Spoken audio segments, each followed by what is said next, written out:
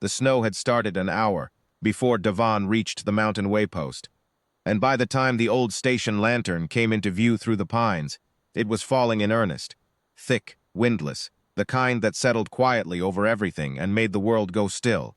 He had not expected anyone to be there. The Calhorn waypost had not seen regular rail service in 11 years. It sat at the top of the Ash Run Pass, a stone platform and a small waiting room, and a station master's house that had been his father's, and his father's before that. Davin came up every autumn, always the last week of October, always alone, to close the shutters, clear the gutters, light the stove once so the pipes wouldn't freeze, and make sure the place would stand through another winter. He was 63. He had been doing this since his father died, and he had always found the waypost empty. She was sitting on the platform bench. He saw her before he reached the gate, a figure so large and so still that his first thought was that a piece of the pine forest had simply migrated onto the platform. She was massive, green-skinned, heavily built, wrapped in a worn traveling cloak the color of bark. Her tusks were modest, her hair iron gray and braided close to her head, and her hands, folded in her lap around a small cloth bundle, were the size of good dinner plates. She was not young. She was not old the way a person who had given up was old. She was old the way a mountain was old, settled, patient, still here. She did not startle when he opened the gate. She looked at him with dark, quiet eyes and said nothing. Davin set down his pack. He was a practical man, had been a railway surveyor for 30 years before his knees persuaded him to retire, and practical men did not stand at the bottom of a snowy platform staring at strangers without saying something. "Evening," he said. "Station's been closed since 15 years back. Do you need something?" She considered him. Not the way a person considers a stranger, but the way a person considers a question they have been carrying for a very long time. "I am looking for a man," she said. Her voice was low, even. His name was Edric Vane. He was a station master here. The cold went a degree colder. Davin's father had been a station master here. His name had been Edric Vane. "He told me he would come back," the orc woman said. "He left in the spring. He said he would come back in the autumn, before the first snow." She looked at the snow falling around her, unhurried. "I have come every year since. To wait." Davin did not move for a moment. "Every year," he said. "Every year." She turned her eyes back to him. They were steady. They had been steady, he suspected, for a very long time. 40 years. He stood there in the falling snow and thought about his father. Edric Vane, who had run this waypost for 22 years, and loved it with a strange private passion he had never fully explained, who had come home in the spring of Davan's 9th year with a look on his face that Davan had not understood then, and had only half understood since, the look of a man who had left something behind him that he could not carry home, and could not stop thinking about, who had spoken of the mountains more after that, who had grown quieter in the evenings, and kinder, in a way that had its roots in a sadness Davan had never been able to name, who had died on a Tuesday in late September, 17 years ago, 2 weeks before the first snow, 3 weeks before October's end. He had almost made it back. "Come inside," Davin said. She did not argue. She picked up her small bundle and followed him to the station master's house, and she did not have to duck at the doorway. The old station had been built in his grandfather's time, when orc travelers had used the pass regularly, and the door frames were generous. His father had always said that was good craftsmanship. Davin had never thought to wonder why his father said it with such particular feeling. He lit the stove. He filled the kettle from the covered cistern, still clean, the lid had held, and set it on the burner, and he stood with his back to her for a moment, working out what to say. She was sitting at the table, bolt upright, her bundle in her lap. "My name is Davin," he said. "Edric Vane was my father." The room was very quiet. "Was," she said. "He died 17 years ago, September. It was his heart. He went quickly." Davin turned around. He did not know what he had expected to see on her face, but what he saw was this. She closed her eyes, and she breathed in, slowly, and then she breathed out. And then she set her bundle very carefully on the table, and she folded her hands on top of it, and she looked at him. "He did not come back," she said. "No." Davin sat down across from her. "He didn't." The kettle began to make its preliminary sounds, the soft tick of metal warming, the first breath of steam. "Tell me," she said. "Tell me what he was like." So Davin told her. He told her about his father coming back that spring, the spring she would have known, the spring after whatever had happened between them on this mountain. How Edric had stepped off the supply wagon with his pack and his surveying case sent a silence about him that was different from his usual silences. How he had stood in the yard, looking at the house for a moment before going in. The way a man looks at something he was afraid he might not see again. How he had hugged Davin, 9 years old and bony and embarrassed about hugging, with both arms hard and held on longer than usual. He told her about how his father had kept the waypost running with a particular care after that. How he swept the platform every morning, even when no trains were coming. How he kept the lantern lit every night, not for the trains, which had grown infrequent, but for the pass, for travelers. How he had never once, in 22 years as station master, turned a traveler away from the door. The kettle boiled. Davan made tea. He had brought provisions for the week, enough for 2 without any calculation, and set a cup in front of her and one in front of himself. She curled her hands around the cup, those enormous hands, gentle with a cup of plain stoneware tea. He told her about the last years, how his father's hair had gone white, and his back had curved, but how his eyes had stayed sharp.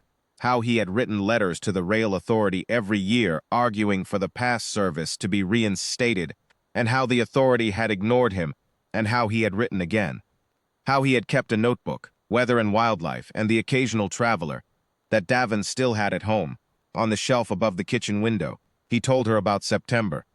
How it had been a clear month, warm for the altitude, the mountain maples already going red.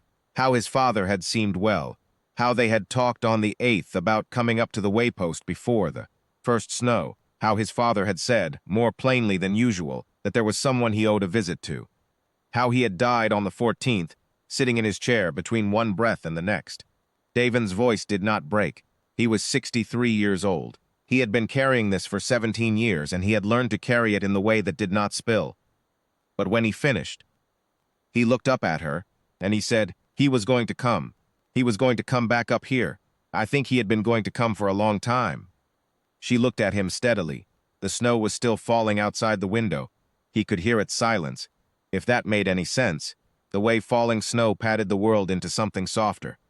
He sent me a letter, she said after a moment.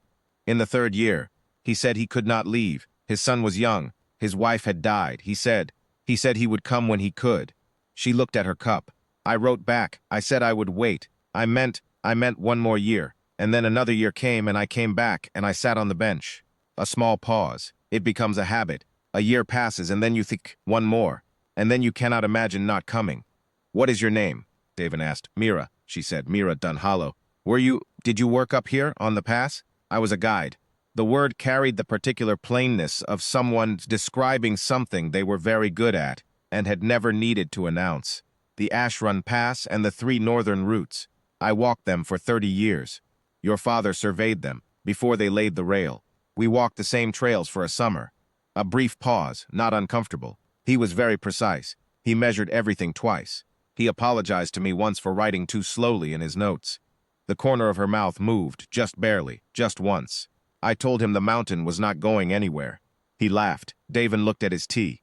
There it was. His father, 23 years old, walking the Ashrun Pass with a measuring rod and an apology for slow handwriting. His father laughing. His father coming home that spring with a look on his face that Davan was only now, at 63, finally able to read. He kept a pressed flower in his notebook, Davin said. I never knew what kind it was. I assumed it was from my mother. Mira was quiet for a moment. Mountain aster, she said. They grow on the north face, above the tree line. I picked one for him because he said he had never seen them. She looked at her hands. He pressed it in his notebook and said he would keep it to remember the exact shade of blue. The stove ticked. Outside, the snow fell and fell. They sat together for a long time, the 2 of them, in the warm station master's house at the top of the world, and talked about Edric Vane. Davin told her things he had never told anyone. Small things, true things, the kind that only matter to the people who loved someone. Mira told him things about his father that Davin had not known, the precise way Edric had walked, slightly faster uphill than down, the way he had stopped every morning to note the cloud formation in his book, the way he had shared his lunch without comment on the 3rd day of their surveying, when Mira's provisions had run short and had never once mentioned it afterward. At some point, the candle burned low and Davin lit another. At some point, the tea was finished and he made more. At some point, the snow outside the window went from falling to fallen, and the world went the particular blue-white it goes in the mountains, when everything is covered, and the night is clear.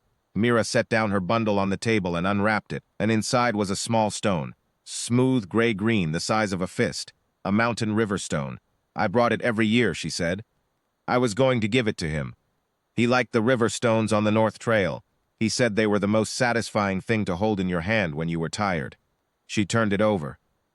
I kept it in my pack for 40 years. She set it down in the middle of the table. I think, she said, I would like to leave it here. Leave it here, Davin said. Yes.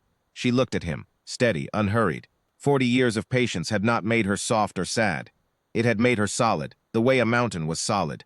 He is not coming, but you came, and you told me everything. She was quiet for a moment. I did not know. I thought perhaps he had simply decided not to. In some years I thought perhaps I had simply misunderstood. The letter said he could not come, but I did not know if he had still meant to. She looked at the stone. Now I know. He meant to, Devan said. He always meant to. The word settled into the room and did not echo. It simply sat there, solid and true, the way true things do when they arrive at the right time. Mira nodded, slowly, once. Then I will stop waiting, she said. It was not a sad thing the way she said it. It was the sound of a weight being set down, carefully, with both hands, on a firm surface. The sound of a woman who had carried something faithfully and well for a very long time, and was ready now to put it down and stand up straight. Davin looked at the stone in the middle of the table. Smooth, gray-green, 40 years in a pack across the mountains. Have you come far this year? He asked. 3 days, she said. I keep a camp in the valley when I come up. Stay the week, he said. I was going to be here through Sunday regardless, closing up the house. There's room. The roof is good. He looked at his tea. And I have things I want to ask you. About the North Trails. About the aster flowers. He stopped, started again. He was not much for talking about himself. I would like to know more about the summer you walked together. Mira looked at him for a moment. The patience in her eyes was unchanged, but something underneath it had shifted, very slightly, very quietly, like a door left open that had been closed for a long time. Yes, she said. I would like that. The stove ticked on. The snow lay deep and clean over the Ashrun Pass, over the old platform and the clean-swept bench, and the lantern Davin had lit when he came in, which was still burning. Somewhere in the valley below, the pass road would be white and still and entirely empty. In the morning, it would be beautiful. For the first time in 40 years, Mira Dunhollow did not need to think about coming back. She was already here.